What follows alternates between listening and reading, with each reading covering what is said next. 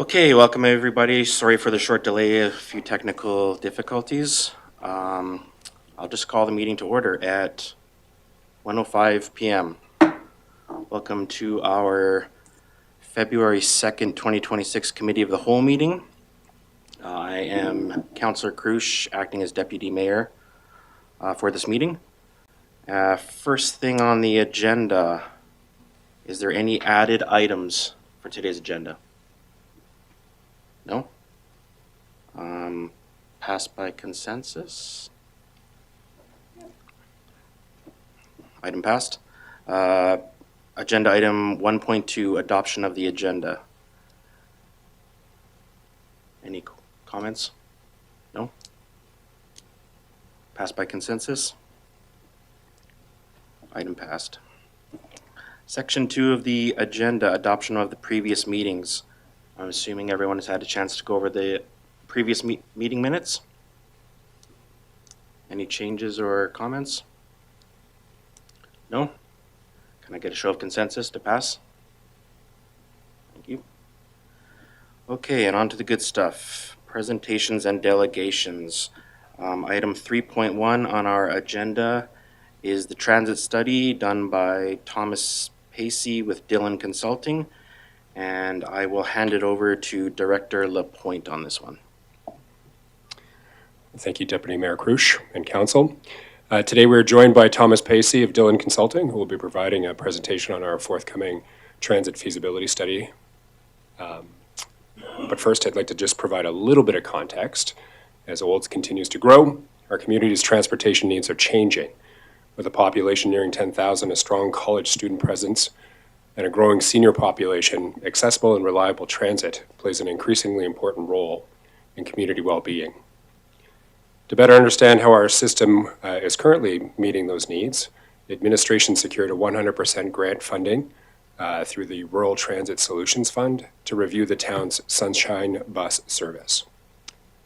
This funding allows the town to take a proactive, evidence-based look at transit without placing any financial burden on the municipality. The study will assess the existing service, identify any gaps, and explore potential options to improve or expand transit in a way that reflects the needs of residents, students, seniors, and employers. Participation in the study does not commit council to implementing any of the options that may be identified. The work also recognizes that enhanced transit service comes with trade-offs. Any further improvements would likely require additional operating resources and ultimately an increased transit subsidy. The study is intended to support informed, long-term decision-making by outlining possible paths forward, not to recommend immediate changes. The project is now moving into the public consultation phase, which is again being led by Dillon Consulting. Engaging residents and stakeholders will be key to ensuring the study reflects local priorities and lived experience. Today, Council is being asked to receive a presentation outlining the engagement approach, project timelines, and the anticipated date for the reporting the study. The study will come back to Council. With that, I'll turn it over to Mr. Pacey. Okay, thank you. I will share the presentation.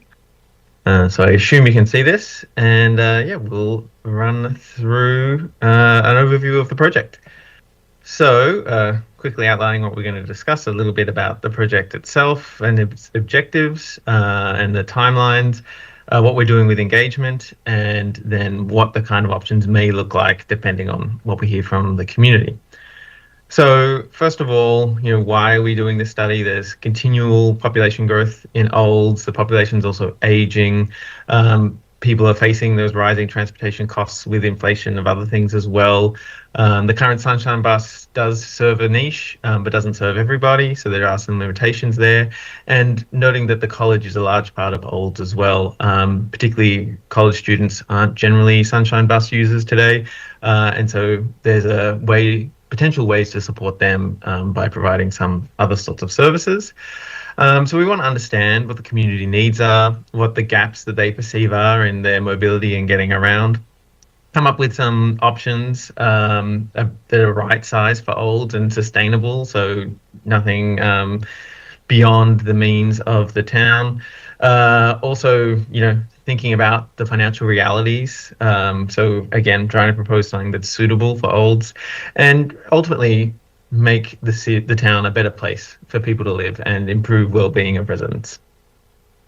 So thinking about the project timelines, we have over the first part of the winter done a sort of background review, had a look at existing services and olds, existing plans, so for community development to see how the growth is anticipated to go, and also where those policies and plans would support transit service.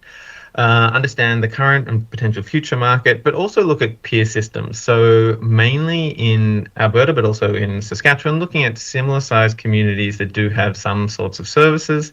And some of them have a more traditional transit service, but a lot of these are much more community-based mobility options and not your sort of traditional transit service. So that helps us get some baseline data and stats of how much money they're spending, how many rides they're getting, and sort of paint that picture of what a system in olds could achieve. And then, next week we really kick off a lot of the engagement. So we have a community survey which is online and available on paper, and that started today. I'll be in Olds next week. We'll have a public drop-in session, also talking to interested service providers in the community and also some businesses. So those key stakeholders will have in-person meetings when I'm there as well. And then once we have what we heard from engagement, review of the market and the background, we then use that to develop the service plan. So this will sort of talk about potential options, what they could look like, and how that could work in olds. Again, it's not do this tomorrow or anything. It's just these are the kinds of solutions you could put in place and what the impact would be to olds. And then we'll come back to you hopefully early in the summer with that draft report that outlines all of that, and then ultimately it is up to council to decide what to do with that information. So quickly diving into the engagement strategy and what we're doing. So you may have seen some promotional activities for the engagement, but if you haven't, hopefully you'll see some soon as that continues to roll out, both digitally and maybe also in some physical locations too. As I mentioned, that survey is online and also available physically, so that's just kicking off now, and that'll be open for a number of weeks while the word gets out about that survey and we hear from the community. As I mentioned, I'll be there early next week talking to key stakeholders and then also hosting that public drop-in session on Monday night. And then, we're obviously having this meeting right now, but we're also talking to staff throughout the project as well. And then a quick overview of the kinds of solutions, and this is informed by transit across the country, but also those peer systems that we have investigated. So there's your traditional fixed route transit, which is probably what most people think of when you think of transit. So it's a vehicle that follows a fixed route and a fixed timetable and does that as specified, that same route, the same times every day. Passengers generally have to walk or roll themselves to a designated stop and board there. And this is a more sort of efficient way to move a lot of people, but it requires people to come to the service. And generally you require a decent amount of activity and residents to sort of justify that level of service. Then there's a sort of on-demand option on the left here, which is similar to what the Sunshine Bus does today. So they operate a more traditional kind of call-in version of this, but it's still a shared ride. So it's transit, people are sharing the vehicle, but it is on demand. So it operates within an area, but doesn't always run the same route. People have to book in advance. So in a modern system, you may be able to do that on a mobile phone app or on a website. But in a traditional system like the Sunshine Bus, you generally call in. If you have a more sort of digital version, the software actually determines the best, most efficient way to pick people up and share the rides no matter where they're going to and from. But in a traditional version, a person the day before kind of schedules the operation of the vehicle. So this can be a bit more flexible and get more value out of your vehicle in a lower demand environment, and can be a good way to, cover a lot of people whilst not costing as many resources to operate. Then sort of further down again, there's a carpool system. So this is a very low capital sort of model. You're encouraging people to share their vehicles.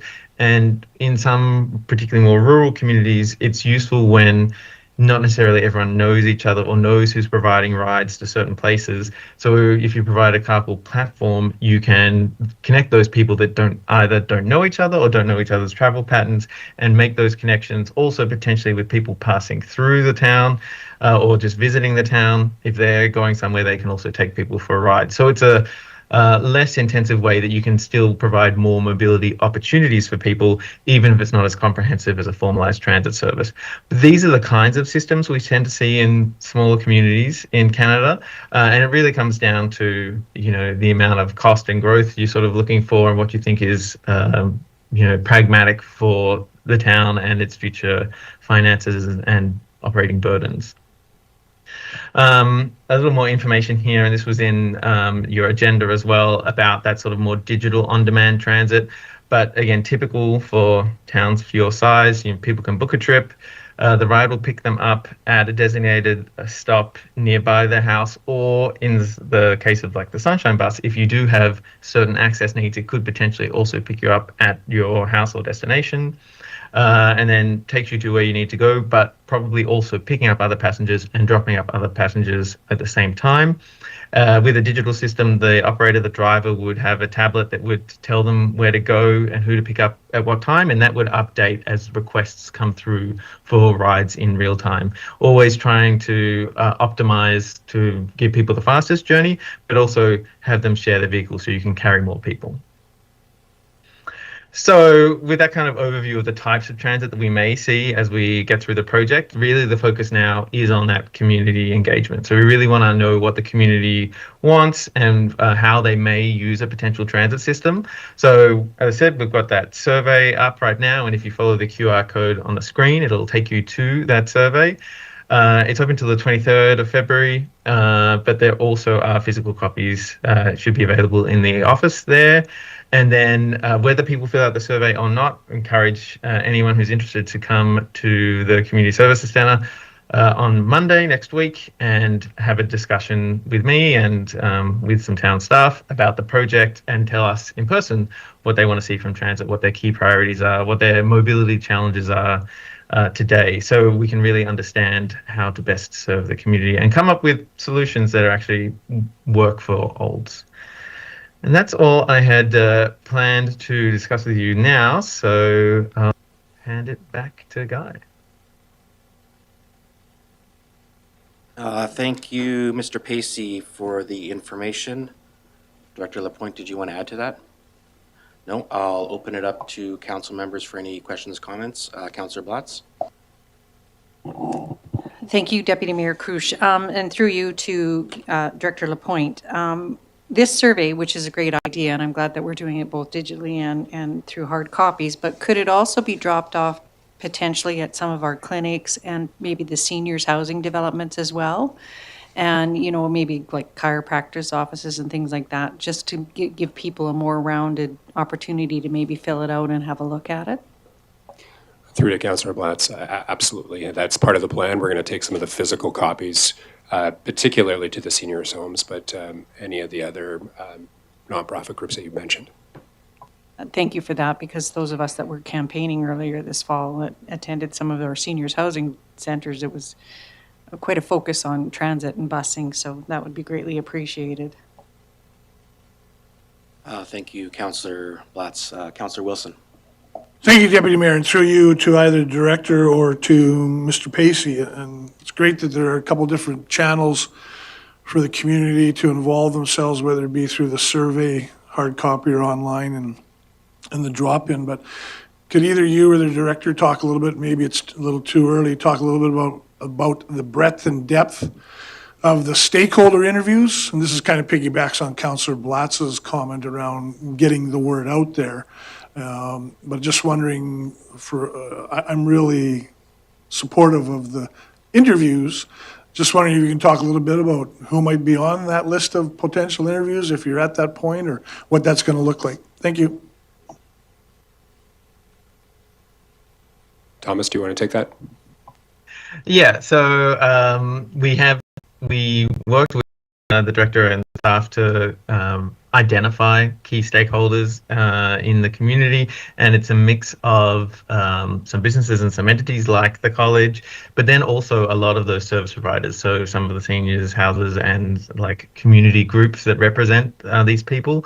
I don't have the formal list right in front of me, but we can certainly provide the list of who have reached out to and who is attending to the council if you like.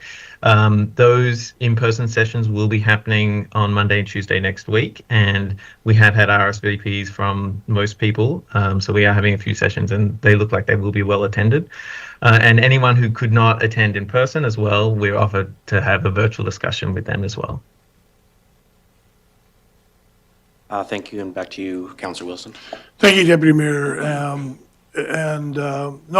appreciate that. If you could, as long as it's not confidential information, if you could make the list available, I'm sure no doubt between yourself and linking in with administration, you've got a pretty comprehensive list. But it would be nice for council to see that list. Perhaps we might be aware of one or two other agencies not on that list that we could certainly put forward. So I appreciate that if you're able to do that. Thank you. Director For me- Lapointe? I don't have the entire list now in front of me, but I do know that it included Padnoma. Again, I think it was the Student Association at the college. The chamber was invited, and then there was a number of seniors' homes as well. So where we can, we're going to accommodate. Anybody else, we're going to encourage to come to that in-person session as well. Thank you. Any other comments from council? No? Thank you for the presentation, Mr. Pacey. And Director Lapointe, can I get a motion on the floor? Councillor Blatz? Thank you, Deputy Mayor Krush. And I move that council accept the transit study presentation for information. And I thank you, Mr. Pacey, for your informative presentation. Thank you, Councillor Blatz. Any further comments? Can I get a vote on the motion? Motion carried. Okay, on to item agenda 3.2, delegation from the Olds Humane Society. And I will turn this over to Director Lapointe. So we are pleased today to have a familiar face in James Cummings with us to present a request from the Olds Humane Society. I apologize right off the bat. The technical difficulties where my presentation must have busted the whole system. So we have a draft version of our presentation, not a defined one, so it still shares all the information.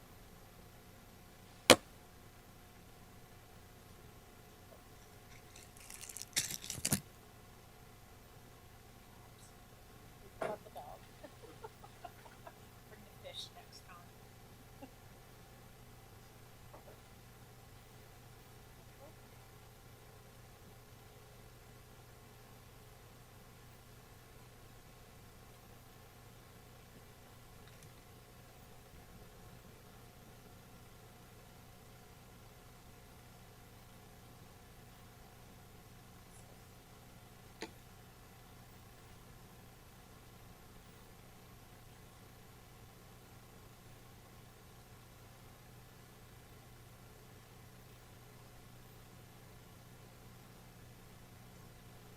It was a bit difficult with technology.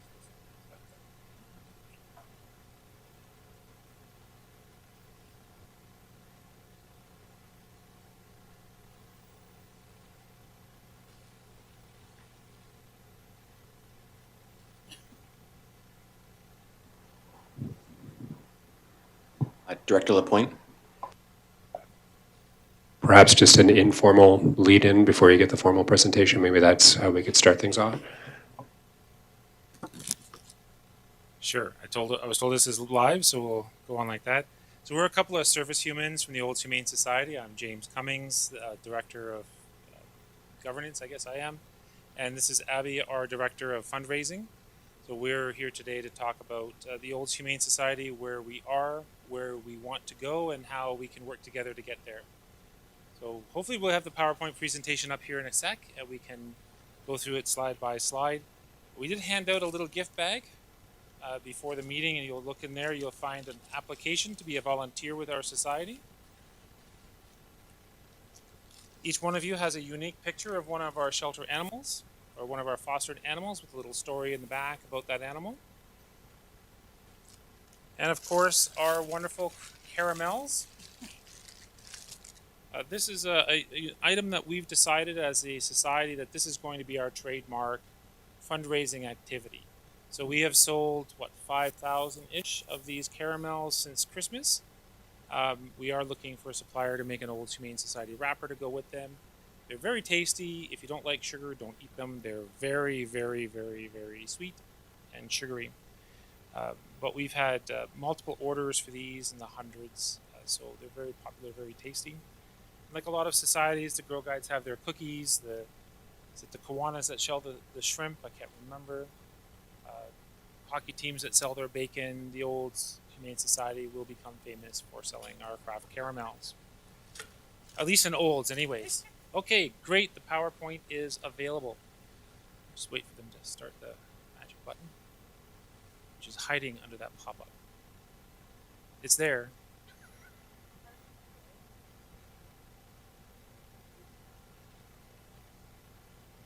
Oh, it's all right.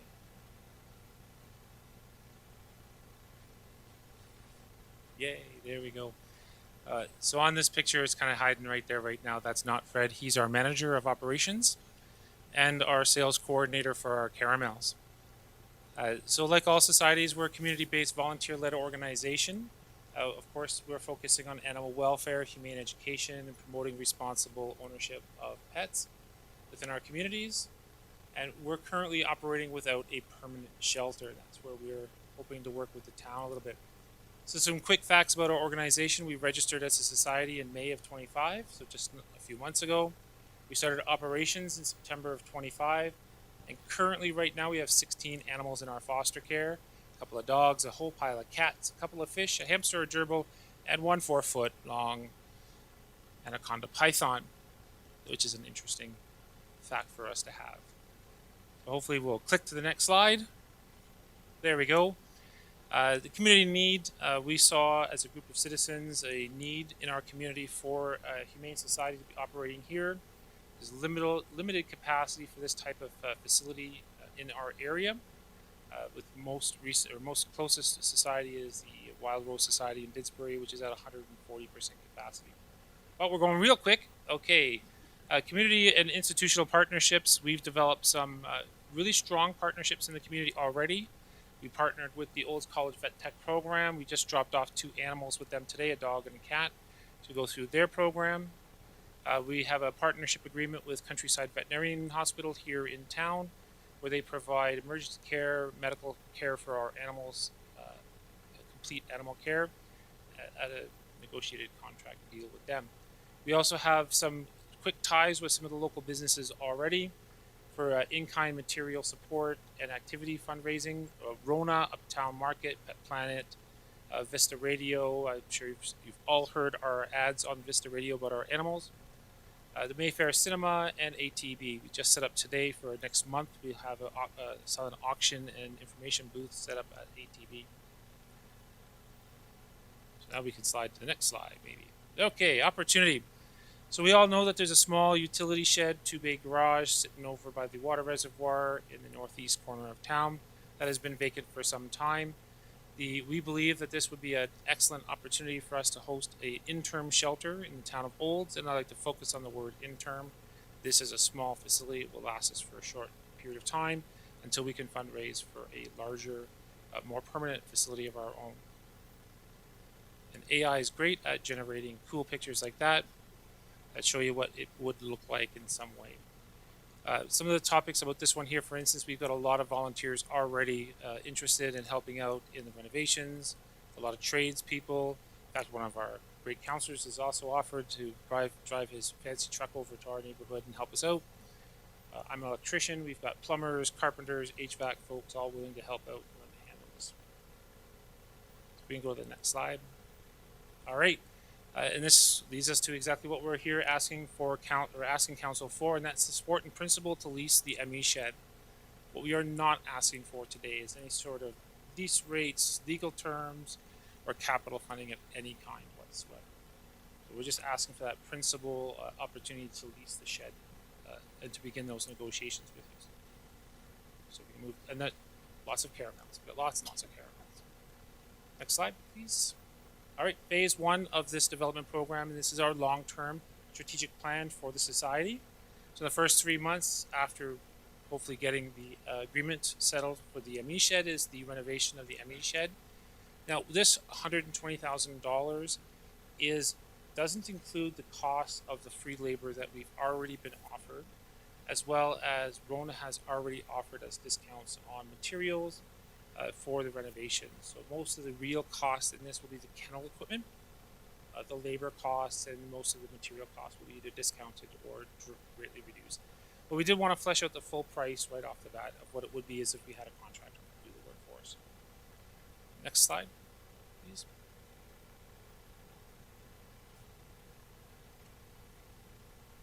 Maybe.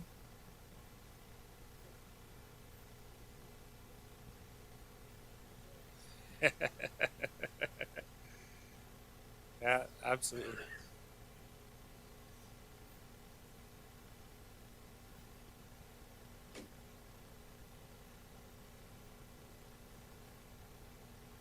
That one's blinking behind me, so it's not distracting me. I don't know how it's distracting you folks. So I'll just kind of jump ahead here, and then we'll see if Sean can catch up to us. So phase two is the operational phase where we're operating at the interim shelter.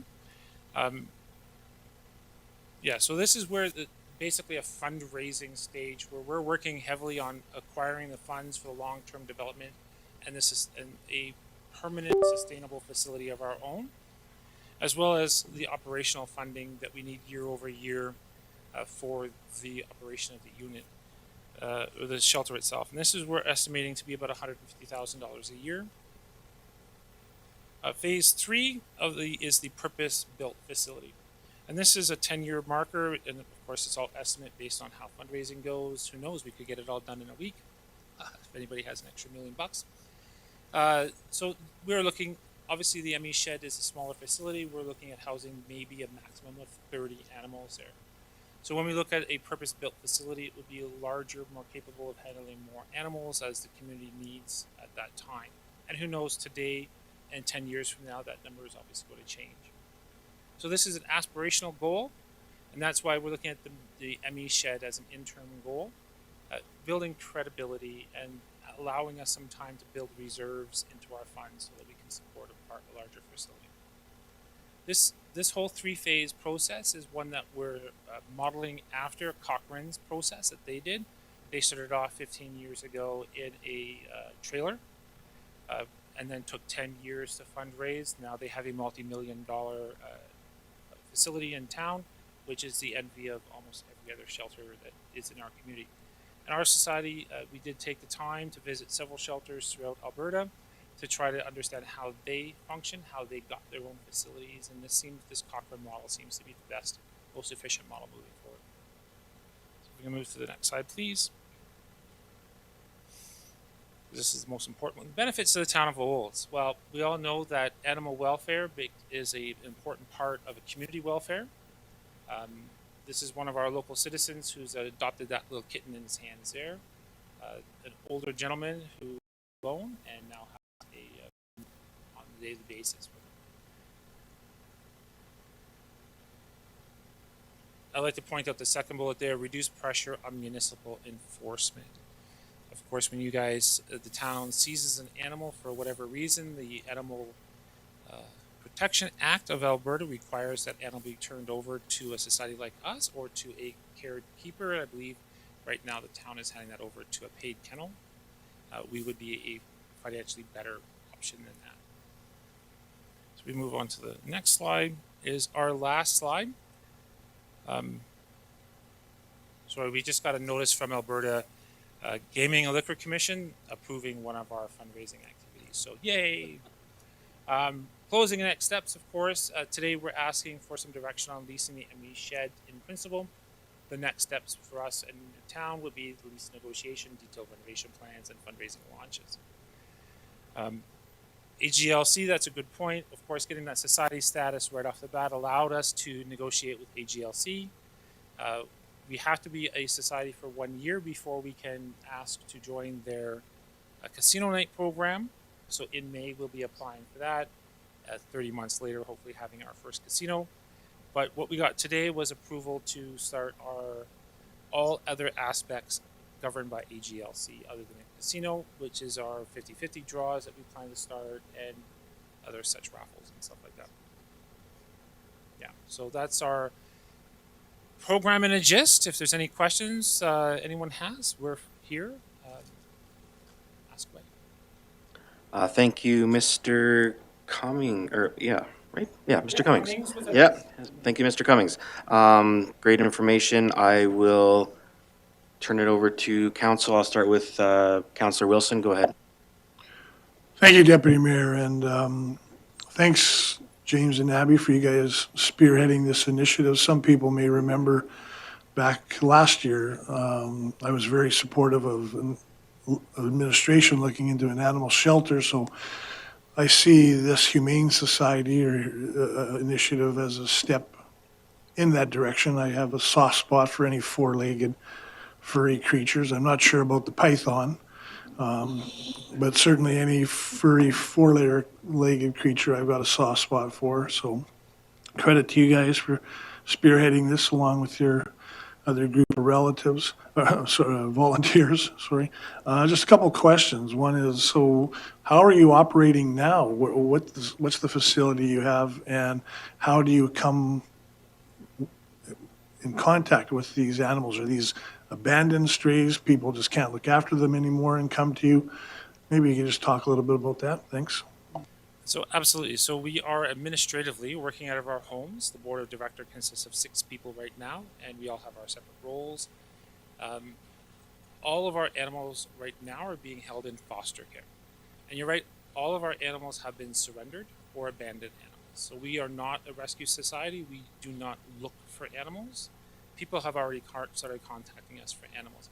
We did not really plan to start in September. Somebody just abandoned a dog on the street, Highway 27, downtown Olds, and that animal ended up with us. So we do have a group of dedicated foster families that are taking care of the animals that we have. If you head over to the Bowden Library, you'll see one of our cats and a hamster and a gerbil. Our store has a couple of goldfish in it. Some young, courageous man took the python for us, and the dogs and cats are scattered throughout the community. So yes, abandoned or found, surrendered. We have a dog in our care right now that we just dropped off at the vet tech program to college. She was surrendered to us by a local resident who could no longer handle the health issues of that animal. Extremely emancipated, nursing after just a year old. So the college is taking care of her right now. But no, we don't search for animals. These animals have all been surrendered to us. Thank you, Councillor Taylor. Thank you, Deputy Mayor, and through you to Mr. Cummings.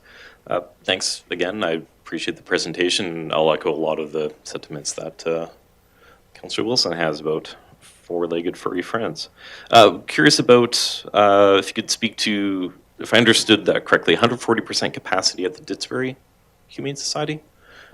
Absolutely. So they're overwhelmed with the number of animals that they have, and that's typical of all of the shelters in Alberta at the moment. How does that, like you say, if you're expecting capacity for 30 animals, and I'm just curious, what struggles would you have if you were above 100% capacity, and how do you mitigate getting above 100% capacity? Great question. So the way we've looked at it, and again, modeling it after some of the more successful shelters in town or in the community, the shelter is for the quarantine period of time. The ideal is to bring the animal in, we have to quarantine them for 2 weeks, and then get them into foster care right away, and then adopt. So we've been very successful with adopting out our animals. We have had over 30 animals come through our doors. Most of the animals that we have in foster care right now are actually spoken for through adoption. I believe we only have 4 animals that are not currently spoken for. So 1 dog and 3 cats. So if you know anybody who needs a dog or would like a dog or some cats, we've got a couple for adoption. So the biggest challenge is doing that connection between the fosters and the adoption families while maintaining some vacancy in the facility, which is the challenge. And the Wild Rose Humane Society is unique because they're mostly cats, and cats are a little harder to foster out than dogs. Supplemental, and just if you could elaborate on how you, as the Olds Humane Society, would mitigate you getting above 100% capacity. Well, at that point, because we're a humane society and not a rescue society, we have contemplated the concept and the necessity of saying no. Which is a problem a lot of other shelter folks have, is they just don't want to say no. Problem with overcrowding at shelters is it breeds disease.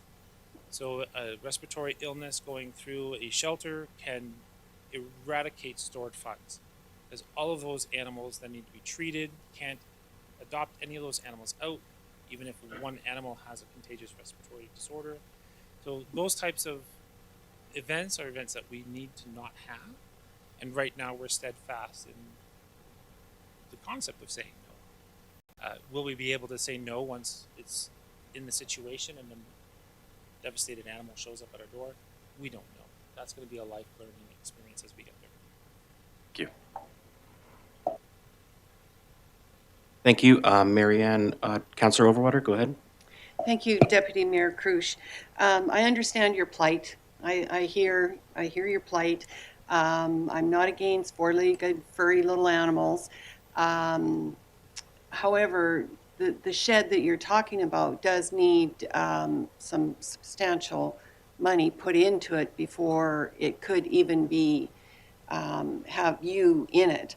So where would you think those funds would come from? Would that come from the town to fix the roof?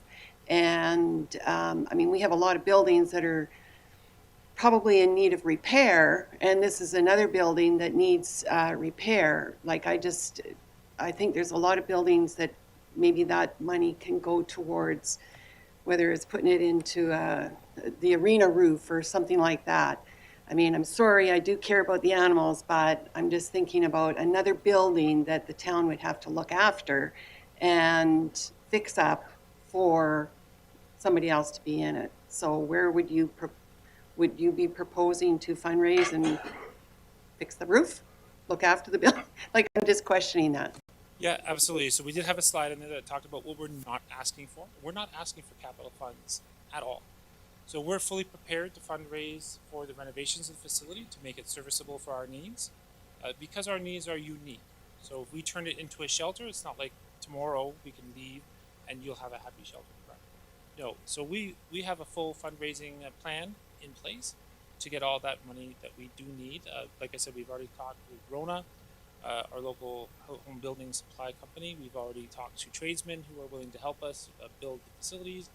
And we've already talked to some kennel equipment supply companies in Calgary that can facilitate us for doing that. We believe that it's fully within our reach to fundraise and have all the money necessary for the renovations ourselves without asking for capital from the town. Thank you, Councillor Wilson. Thank you, Deputy Mayor. And just, you referenced the partner and the many partnerships you've already formed. Can you talk specifically, through the Deputy Mayor to you folks, can you talk a little bit about the partnership with the Vet Tech program and the one veterinary clinic in town, sir? I can't remember who that was, but just around the services they are providing, spaying, neutering, health checkup, things. Absolutely. So the partnership with the College Vet Tech program is once a month they have 20 animals that they intake for their vet tech training program. 10 dogs and 10 cats normally, plus some exotic animals on that side. So they ask us if we have any animals that we'd like to supply for them. That we say, yes, of course we do. And they take those animals in. So like I said, they just took a cat and a dog in for us. And there's 2 levels of care that they provide. So the one level of care that they provide, which both of our animals are doing right now, is a full spayed neuter, complete vaccinations, microchipping, deworming. And then there's some extra things that they may do on top of those things, like grooming, nail clipping. Oh, they also do full blood work. If they've already been spayed or neutered, they do full dental workup on the cats, because the new facility, and if you haven't already had a tour of their new facility, You got to. It's absolutely fantastic. They have a full operational suite. They have a full dental operation room and massive amounts of kennel. It's a great facility. But yeah, they'll do dental if they've already been spayed or neutered. They do I can't remember the acronym, but it's when the high school kids do credits at the college. They have a program like that through the Vet Tech program as well for animal handling. So the high school kids come over and they do a 1 week long handling course with our animals that we donate or volunteer. I don't know if we could donate them. But yeah, they do a full scale work so that makes that animal in our minds adoptable at that point, vaccinated, spayed and neutered. No animal gets adopted out of us without being spayed or neutered. Microchipping is just a great bonus. We didn't even know they were going to do that, but they're doing that as well. Countryside Veterinary Hospital is the facility that we're dealing with. They're the folks over by the co-op in the mall just east of the co-op. That is a full-service veterinarian contract that we have with them. It is a contract between us and them. They do provide a significant discount to their services, and it is any and all services that they provide that they offer a discount. They also provide man hours for volunteer work. One of their staff is actually on our volunteer fundraising committee. So they're fully engaged within our program. We've also spoke with them and the college about doing a catch and release program in town to help with our feral cat population. Both of those programs are on fund, and we're currently looking for government funding for that at the provincial level, because they do have some grants available for that. So yeah, full on medical care for all of our animals, whether it's through the college or through the Countryside Veterinary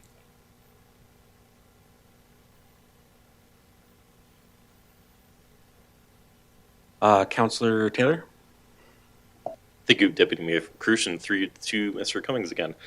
You talked about the Cochrane model, how they're now the envy of the area, went from small to huge, and it sounds like a successful model. What are the challenges you foresee in following in their footsteps, following that model? And did you see anything unusual about how they arrived there? Was there like a single large donor that kind of boosted them beyond what they would typically be able to get to? Thanks.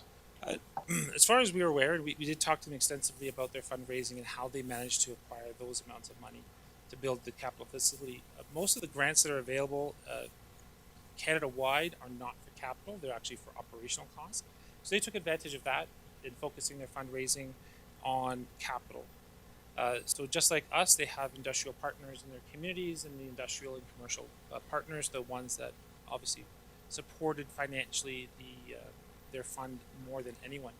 And of course, we've got some very passionate businesses in town.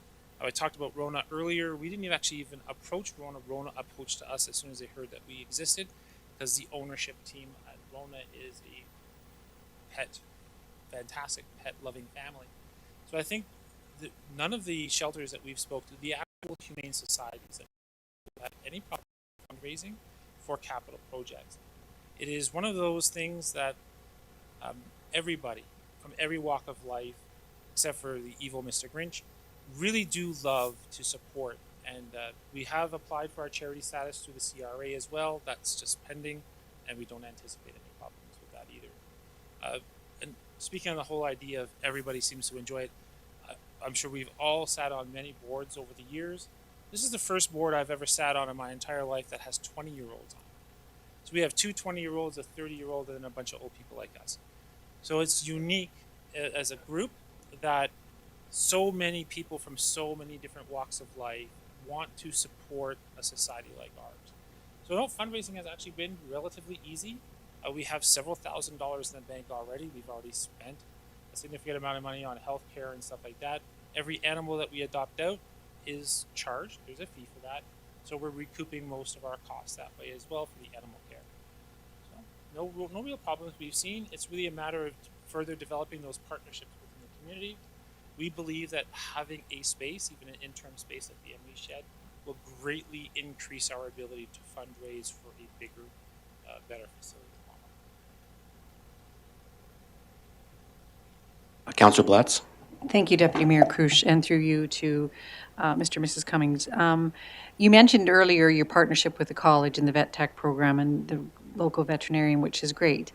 And I'm sorry if I missed it during your presentation, but have you approached any of the local dog trainers and any of the local groomers as well to see if any of those people would be able to assist you, particularly if you've got an animal, that's maybe a little unruly or has been unkept, and in order to adopt out, you want to have them groomed? I'm sure that some of those folks would be more than willing to assist you as well, if you haven't already reached out to them.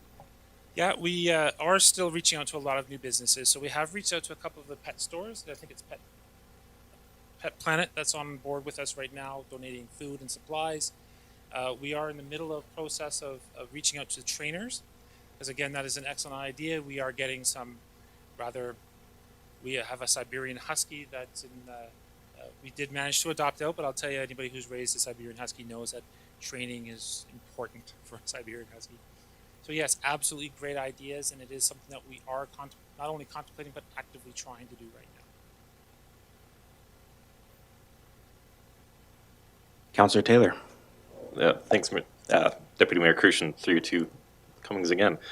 Last question, promise. Just to end on a happy note, perhaps, would you be able to maybe help us understand a bit about the effects that a well-functioning humane society can have on the town, on the feral cat population, just contrasting that against if nothing was done whatsoever? All right, thanks. Well, absolutely. We know, I know that council knows, because I obviously used to be on council, there is a large feral cat population problem in Old. We own a business, Grammy's Nooks and Crannies, and behind us in the alleyway between us and the paint shop and the flower shop, you'll see dozens of cats on a daily basis running around. That's why we have no small animals anywhere near us.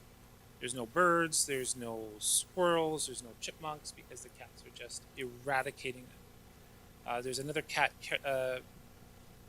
colony that I just discovered while I was walking around town the other day, a little bit by the Ford dealership.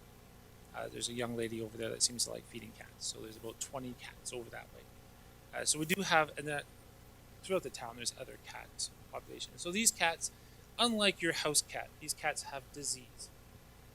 We had a young lady, not a young lady, a lady, get scratched by a feral cat while she was trying to rescue. Please don't try to rescue feral cats. That hand got infected, and she almost lost the hand. So there is a community health issue when it comes to feral animals running throughout the neighborhoods. And that's just the cats. When you have wild dogs running around, that adds even more danger concern, because those dogs can injure, as we've seen recently, other dogs and people in our community. So having a society like us allows ME to go get those animals, seize those animals, and turn them over to us for safekeeping, so we can make sure those animals get the proper care and need and locations that would help them out. And not to mention the fact that just having a well-behaved, healthy animal into a home is a great option for people too. So as you know, I've said a few times now, we own a store in town. We have dogs and cats. Right, we actually have a cat who is our manager at the store. You saw him in the first slide. He lives there at the store most of the time, and he's running around, and everybody just brightens their day seeing that cat at the store. So we know animals brighten up people's lives more than people brighten up animals' lives. But it's a good partnership, and I think we can work with the feral population, we can work with ME, and we can work with the community entirely. Thank you very much.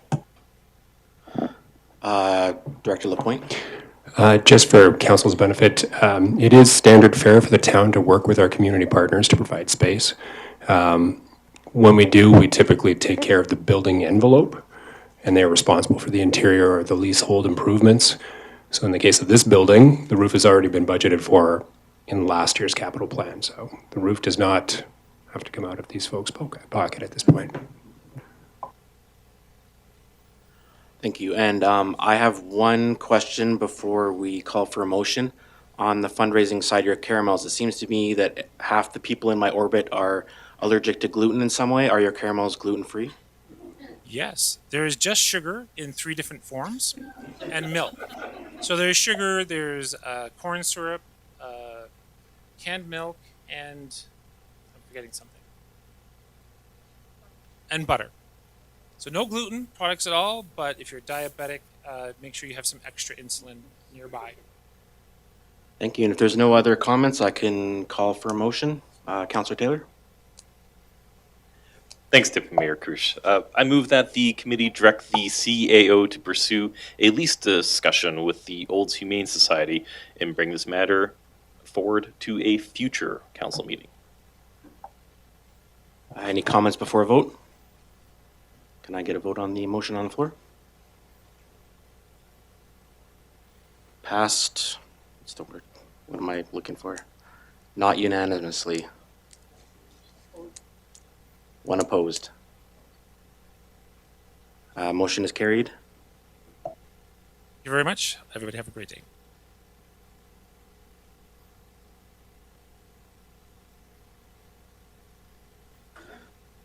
That brings us to agenda item 3.3, Centennial Park Improvement Plan.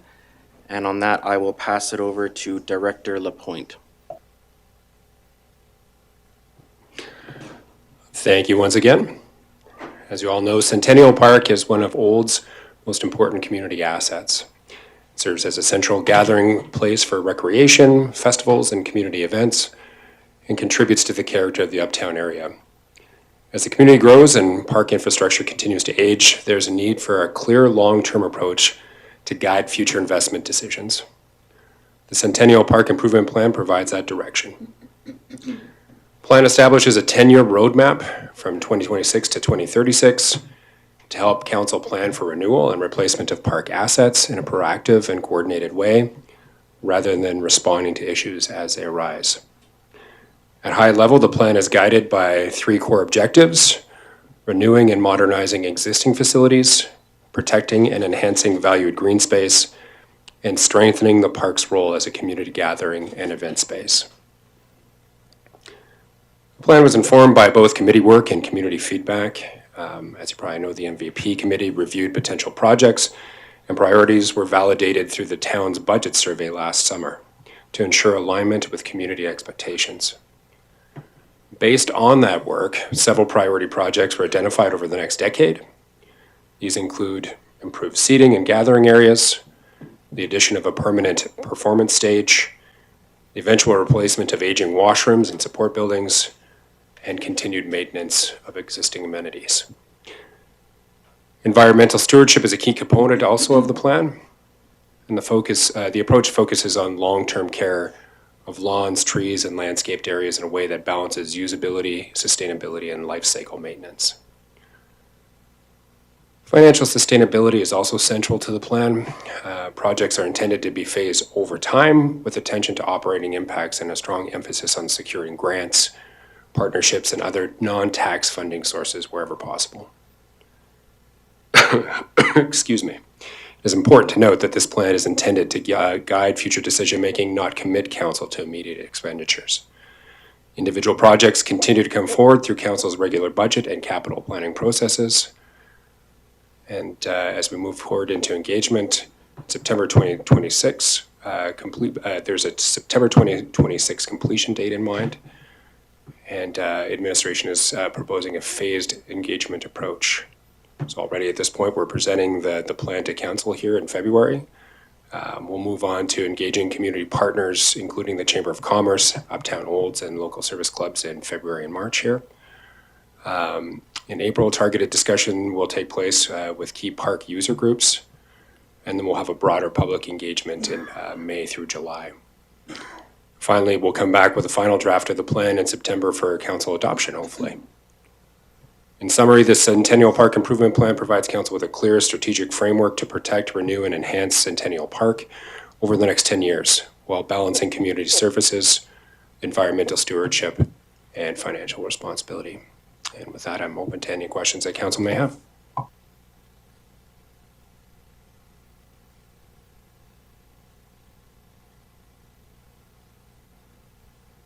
No questions? No? Okay. Can I get a motion from Councillor Wilson? Thank you, Deputy Mayor. I make the motion to accept the Centennial Park Improvement Plan and Engagement Proposal as presented. Further comments? Vote. Motion carried. On to agenda item 3.4, Corporate Services fourth quarter report, and I will give that to Director Lindeman for information. I got everything coming at me. Hold up. Okay, I'll just get this going. You really have to hold it down. All right, we'll just quickly scroll through here. Okay. All right, so this is the fourth quarter update, so up to December 31st, 2025. I'm just going to skip past this corporate services overview. You know who we are. All right, so our 2025 year in review. This was also presented to council at budget deliberations, but I'll quickly run through kind of our highlights of 2025. We integrated people and information services into corporate services, so now we are finance, HR, and IT. We fully automated our accounts payable system. We digitized all of our records, so we are, I'm going to say, at least 90% paper-free at the town of Olds. We released our 2025 financial report. As you all know, we moved into this building, which was a huge undertaking for our IT department. And then we had a municipal intern for half of 2025. This first slide is our overall key performance indicators. This is purposely empty for 2025 as we don't have these numbers until our audit is complete. So you will see this filled in when I bring back the first quarter of 2026. Our next slide here is specific to property taxes and utilities. Within our pre-authorized tax payment plan, you can see that remained the same year over year. Looking at taxes receivable, however, we've seen quite a large reduction in our outstanding taxes year over year, which is a good news story. Under utilities, a slight increase to our pre-authorized payment plan and yet another large increase into our e-billing enrollments. We are now sitting at 65%. Utilities receivable, this one is based on timing, and so hard to say the difference between the 2 years. There is no concern with outstanding utilities as we do transfer to tax once they become 45 days overdue. When we look at our water meter, no reads and zero reads, as you can see in 2025, we had a few more no reads.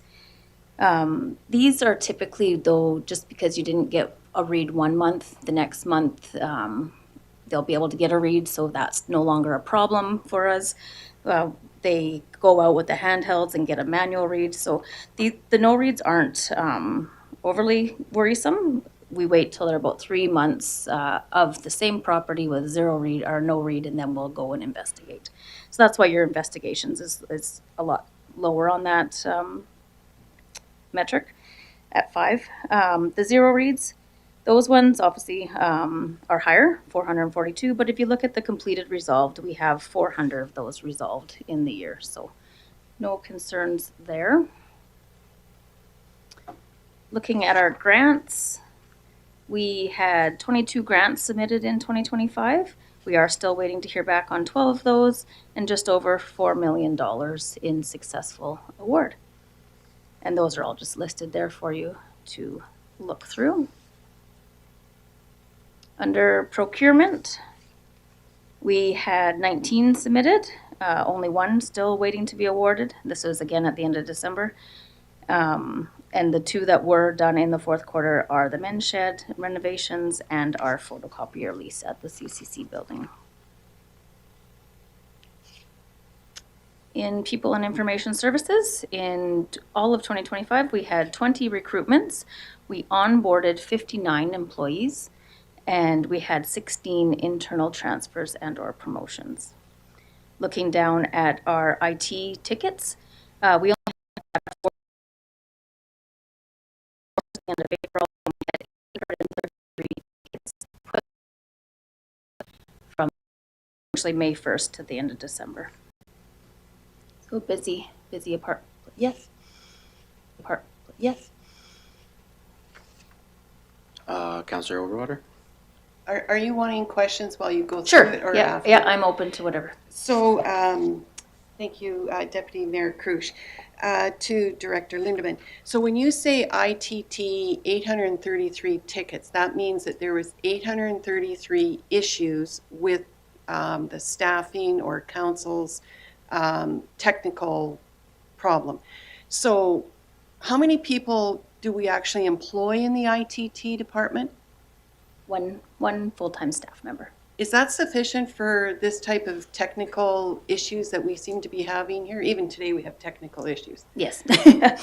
So we have actually just at the end of December, beginning of January, we have a contractor. Reality Bytes is our IT contractor who maintains our servers. So our full-time IT staff member deals mainly with these support kind of issues that are just coming internally. But we have also recruited them to help do like a help desk sort of scenario and kind of weed through those problems that are just like turn your computer off and turn it back on kind of issues that they can solve. And then the little more complicated ones go to our actual full-time staff member. And that seems to be working well. So that what you're saying then is having that many tickets okay, so you get the odd person that has to be told to turn their computer on and off. Yeah. I even know how to turn the computer on and off sometimes to make it work. However, I'm just thinking there's probably a higher level of problems with some of the technical issues. And I'm just wondering, is that enough, having one staff member in that position in order to handle all of that? Because you said the time frame was what? What's the time frame? That was at the end of April, so May 1st essentially to the December 31st, 833. Yes. So there was, our staff member was experiencing a lot of overtime. And so that's why we've implemented this help desk scenario. And it's too soon to say what that looks like so far. Yeah. Early indicators are that from the staff member that it is working how it should be. Go ahead. Oh, Councilor Wilson. Councilor Wilson. Thank you, Deputy Mayor, and through you to the Director. Just, can you talk a little bit, I'm not looking for a lengthy explanation, just 20 recruitments, 59 employees onboarded. I'm not sure what our total staff count is. I thought about 73, 76. So I assume some of that includes seasonal employment. Correct. So that is lifeguards and seasonal employment as well. So we have 70 full-time staff members or 73 full-time staff members. But this number does include all those casuals that come in and out too.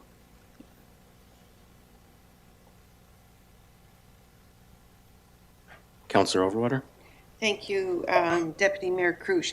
So sort of supplemental onto Councillor Wilson over there. So we have one staff member in HR that looks after all of that. Is that correct? Correct. So is that sufficient again? Like, I'm just wondering about staffing because we're always talking about we're short on staff here, there, or wherever. So I'm just kind of determining if that is sufficient. Yes, we do feel that is sufficient. Yep. I just wanted to say on the IT department, I mean, if someone forgets their password, that would be included in. Correct. So not yeah. all So of these issues resetting- are drastically Exactly. complicated. Exactly. Resetting passwords. Yeah, issues like that for sure. Okay. All right. Catches up here. So we're moving into now just a breakdown of our financial summary. As we know, our operating budget for 2025 was 27 million. Sorry, this is utilities excluded. I do want to, say a caveat to all this before I can get into any numbers. We are just in the middle of all of our year-end procedures and processes, so this is a best guess estimate on my part of what we will end up. But those year-end entries have not been done yet, so this is not 100% accurate. So I am anticipating that we will end at approximately $26.8 million in revenue, or 99% of our budget. Some of the main items that are affecting our revenues in 2025. So the good stuff, our building permits are up about $300,000. And our user fees at the Aquatic Center and Sportsplex are up approximately $25,000. The not so good in our revenue section is our franchise fees, as I've been saying kind of all through the year, are down. Looking at approximately $300,000. This is estimated as we have not received December's money yet. Our property tax revenue is down $55,000. And then on the expense side, I'm also estimating us to be around 26.8 million, or 99% of budget. The good stuff, again, our training and conferences are down. Our contracted services are going to be under budget, approximately 185,000. Our RCMP contract is under significantly at 536,000, and our goods and materials is under approximately 75,000. On the not so good side, our salary and budget benefits are over budget, approximately 360,000.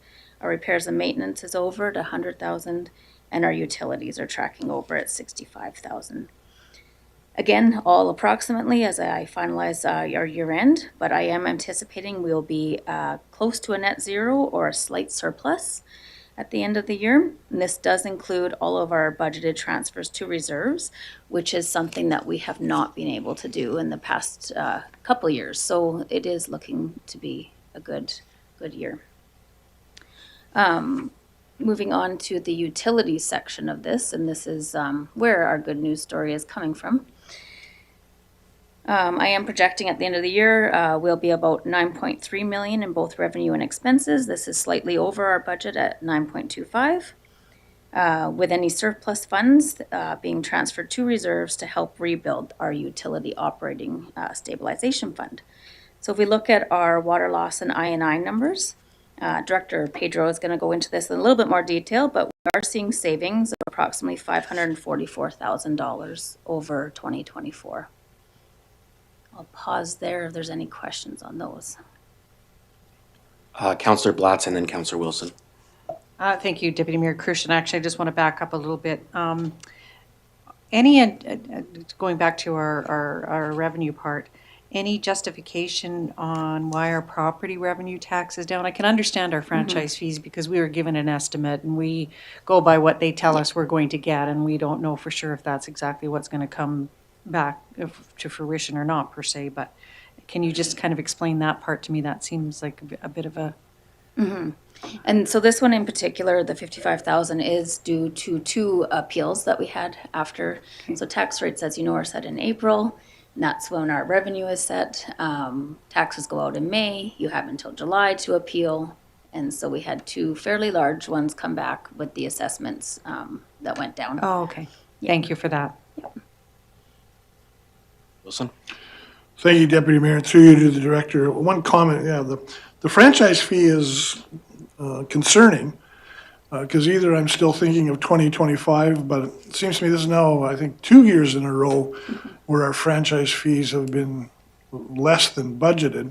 And I know there are variables beyond our control, but given that it represents a fairly significant piece of our revenue, that trend is concerning. And again, something for council to be aware of as we go forward with budgeting and expenditures. And can you talk a little bit about the salaries and burden, or the salaries and benefits, and the 360,000 there? Because I would think salaries budgeting should be fairly straightforward. People times our known salary. Is there a particular driver there, whether it be overtime, whether it be the cost of our benefits are going up, that you can talk to? Thank you. Yes, definitely. So a portion of it is benefits, as our contract changes in May of each year. And so we did see an increase, as we have this year, in dental. The large portion of that is, though, that we do budget for a 2% vacancy. And so that has worked for us in the past. It's not working this time. And we don't budget for overtime, which again is a significant portion of that cost. So yes, I am diving deeper into exactly where this is coming from. Obviously, it's a large overage. And so you might see some changes come to spring budget adjustments for sure. Councillor Overwater?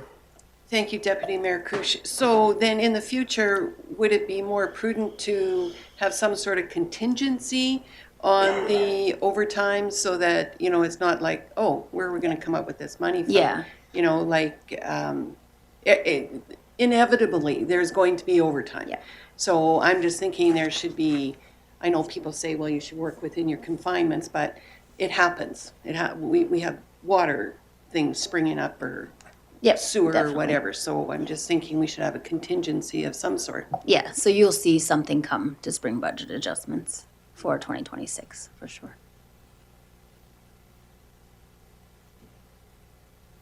Yep.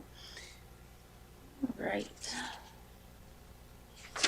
Next, we just have our capital summary. So at the end of December, we had 2 projects that were still in progress, that being the 67th A design and construction and our aquatic center retrofit. And then we had 3 projects that were not started in the year, and that is the scoreboards at Rotary Park and the roof replacements at both the Evergreen and the ME Operate Center.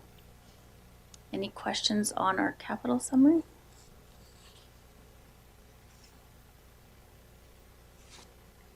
All right, so next we had our council remuneration. This looks a little messy because I had a lot of counselors to work with.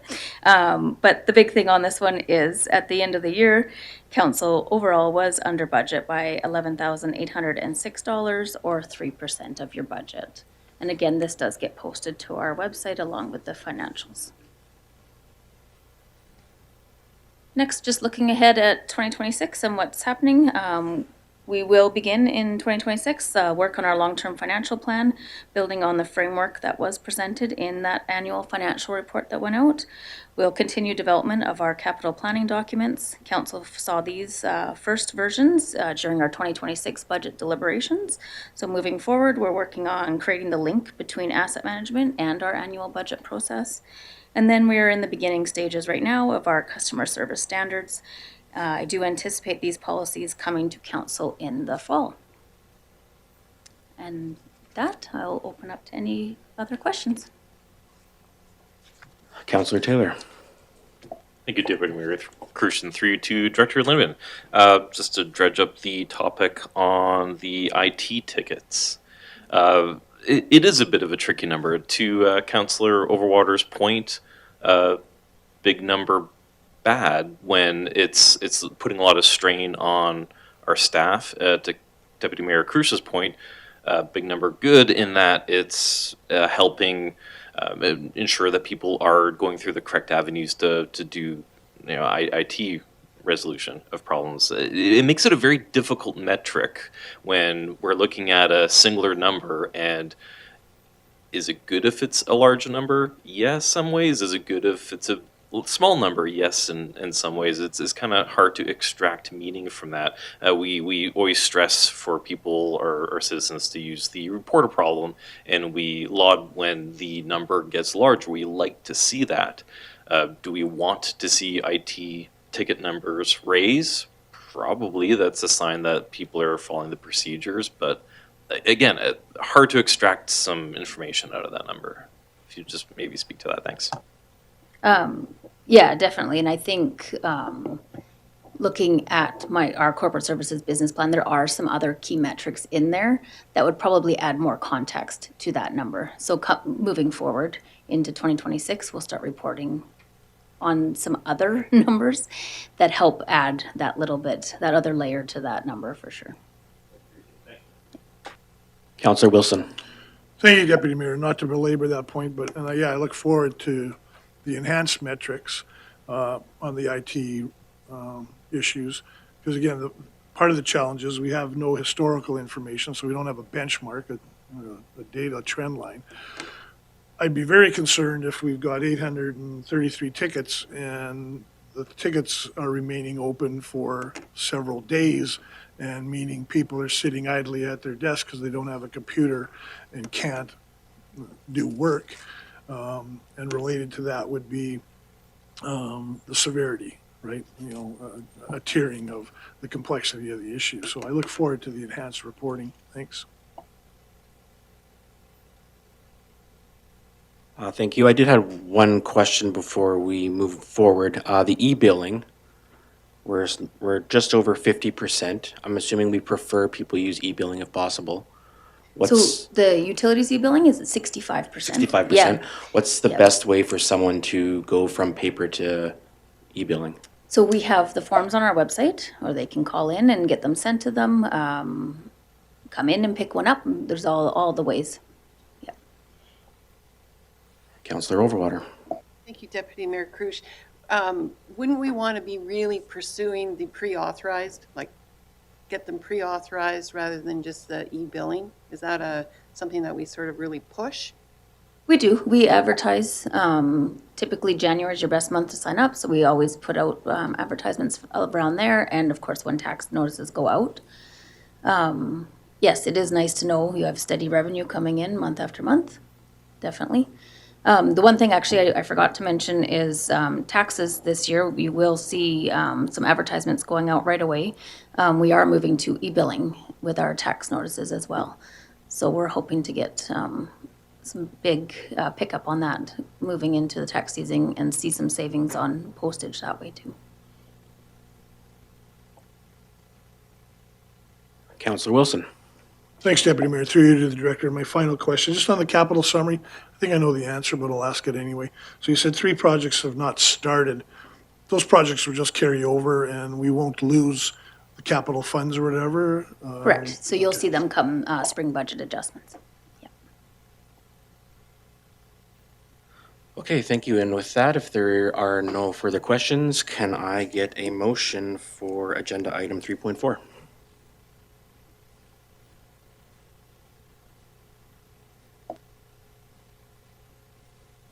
Councillor Taylor? Thank you, Deputy Mayor Krush. I move that to accept the presentation or the presentation for information and to provide the recommendations as discussed through the Chief Administrative Officer. That'll suffice. Any further comments?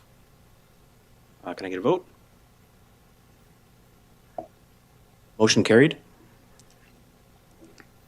And that brings us to agenda item 3.5, Infrastructure Services, fourth quarter report 2025, and I will leave that with Director Pedro. Good afternoon. Thank you, Deputy Mayor Krush. Happy to guide you through our Q4 Infrastructure Services quarterly report. I will continue with the good news story presented by Director Lindeman.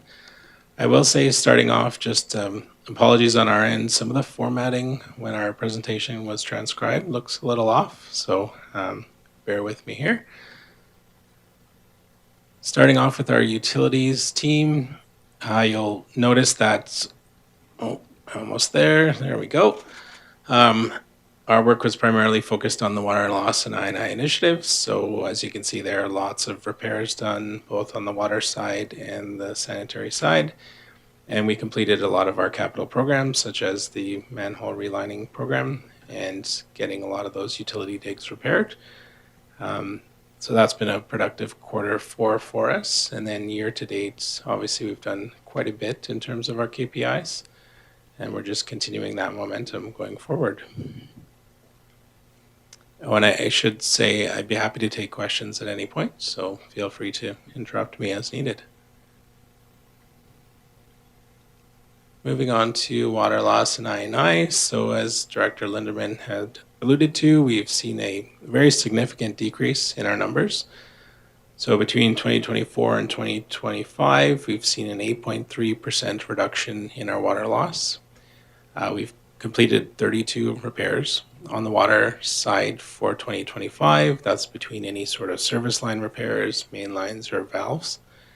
So we've been quite productive there. On the wastewater side, similar story. So we've seen an even bigger reduction between 2024 and 2025 of about 8.9%. And that includes 19 service line and main repairs that we've completed last year and 16 manholes that were relined. Now, the interesting thing on the wastewater side is we only started getting into the wastewater side last year, and we've got quite a bit of data now where we'll happy to continue that momentum.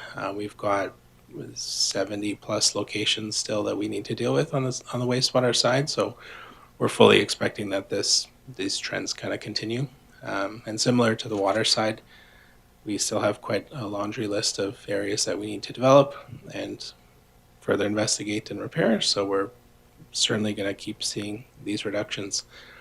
Now, one thing I would note, not to pat ourselves on the back too much, but these reductions are the lowest that we've seen based on the data that we have going back 10 plus years. So I think it just highlights that what we're doing is effective, and so we are making good progress there.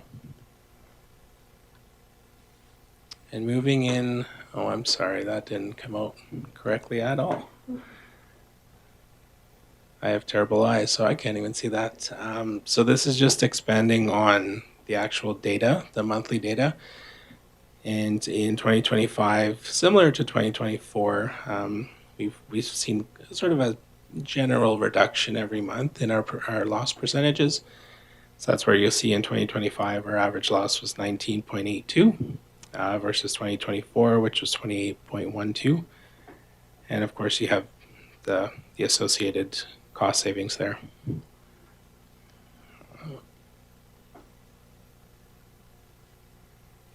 Okay, half of this one showed up. So similar to the water side, as I alluded to, in 2025, we've seen steady reductions there.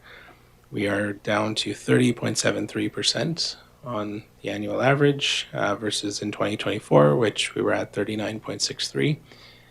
Now, wastewater is one of those that always is a tough number to swallow. So 30.73% is still a very high number. Industry average generally for loss in both water and wastewater, water is generally anywhere between 10 to 15% is considered good. Your system is fairly tight.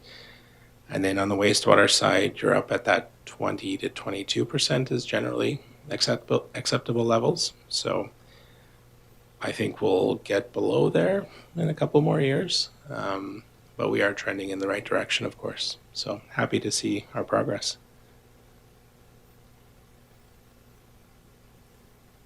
Okay, because I love pretty charts, just continuing on the data trends. So this chart we keep to compare the last 4 years of our annual water distribution volumes, and then we're just comparing each month.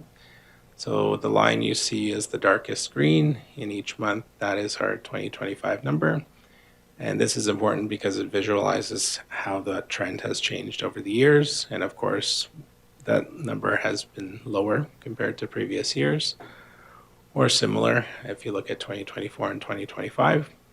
Now that's important because that tells us that less water is going out into the distribution system, i.e. there's less water lost in the system due to leaks. So that's important for us to see. And a similar chart on the wastewater side, you can see on the furthest right, so the orange-yellow color, that is our 2025 numbers, and those are substantially lower than in previous years. You'll see the kind of in the middle of the screen, June and July. Those are generally our highest months due to precipitation, and the interesting thing there is that you're seeing in 2025 those numbers are substantially lower than in previous years, particularly 2022 and 2023.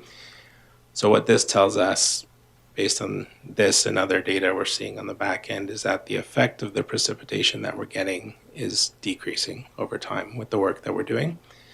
So that means that any sort of inflow sources that we're seeing, which is where precipitation will fall, it will enter directly into the sanitary system, either through overland sources, whether it be a manhole that's seeing a lot of stormwater enter into it, or something like a sump pump that's tied in or weeping tile around the building. We're seeing less and less effect because of that phenomenon there. So also positive to see in our system. And moving on to water meters. So just wanted to give council a quick update on where we're at with our program. So to date, we have about 1,200 meters installed. On the meter leak detection side, which is hugely important for what we're doing, and it certainly shows how effective that the new meters are. We've had the meter detect 7 service line leaks, and so that would be leaks on our side of the service. So you have the curb stop, which is the valve that turns water on and off into the home. Those 7 leaks that it found would have been on our side of the property line, and so essentially our loss because of those leaks. So we found 7 of those.